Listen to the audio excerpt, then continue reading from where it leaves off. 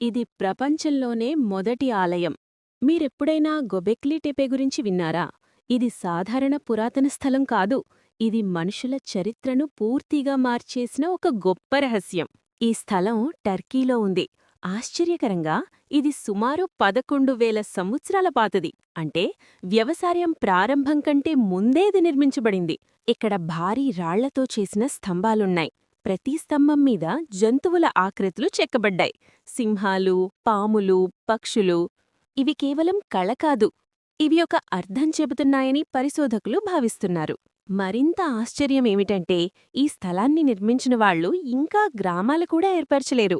అంటే వారు ముందుగా ఆలయాన్ని నిర్మించారు, తర్వాతే నాగరికతను అభివృద్ధి చేసుకున్నారు. ఇది మనకు ఒక పెద్ద ప్రశ్ననిస్తుంది. మనం దేవాలయాలను నిర్మించడానికి నాగరికతను అభివృద్ధి చేశామా? లేక దేవాలయాల వల్లే నాగరికత మొదలయిందా? కొంతమంది నిపుణులు ఇది ఒక పూజాస్థలమని అంటున్నారు.